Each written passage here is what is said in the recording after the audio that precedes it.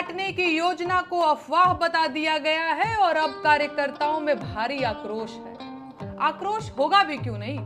70 सालों में पहली बार खुलेआम छेड़खानी और आवारागर्दी करने का मौका मिल रहा था।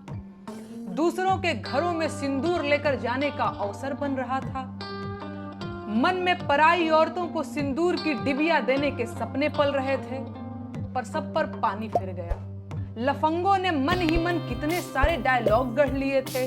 सिंदूर बांटते वक्त क्या क्या दुव्यर्थी बातें बोलनी हैं, वो सब भी मनोज भैया और रवि भैया से लिखवा लिए थे। सिंदूर बांटने के लिए मोहल्लों के घर आपसी सहमति से बांट चुके थे, लेकिन अचानक यहाँ भी सीज फायर हो गया। इस योजना को भी अफवाह बता दिया गया। हाय रे सीज फायर, हाय हाय। ये दुख खत्म काहे नहीं होता भाई। अब बेचारे कार्यकर्ता बोले तो बोले क्या, शिकायत करें भी तो किससे, उन्हें तो अपनों ने ही लूटा।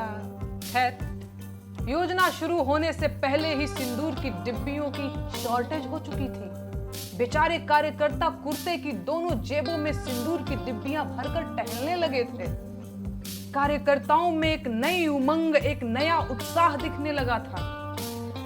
लग रहा था जैसे पार्टी ज्वाइन करना सफल हो गया हो। लेकिन हाय रे किस्मत, देश की आम जनता इनकी मंशा समझ गई। महिलाएं सशंकित हो गईं, पुरुष चौकन्ने हो गए और घरों के बुजुर्ग गरियाने लगे। चाल चलन तो इन लोगों का वैसे भी जग जाहिर था, पर जब आम जनता को पता चला कि ये लोग उनके घर आएंगे और सिंदूर साथ लाएंगे, तो बात बर्दाश्त से बाहर हो गई, और होनी भी चाहिए।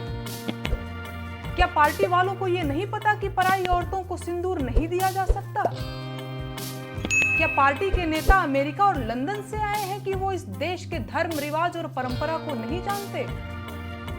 या वो इस देश की आम जनता को मूर्ख समझते हैं? कहीं ऐसा तो नहीं कि वो देश की जनता की सहन शक्ति चेक कर रहे थे? इन पार्टी वालों को क्या लगता है 5 किलो मुफ्त राशन देकर देश की जनता को खरीद लिए हैं क्या? मदर इंडिया फिल्म के सुखी लाला बन गए हैं ये लोग। मुफ्त अनाज के बाद सिंदूर देंगे, इतनी हिम्मत हो गई, इतना मन बढ़ गया। आप लोग जानते हैं ऐसा क्यों हुआ है? इन लोगों ने कदम कदम पर आपके सब्र का इम्तिहान लिया है।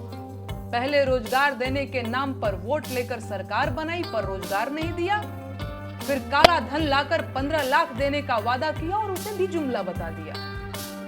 काला धन और आतंकवाद पर चोट के नाम पर नोटबंदी करके गरीबों की कमर तोड़ दी। बिना ऑक्सीजन लाखों लोग अस्पतालों में मर गए, भगदड़ों में लोग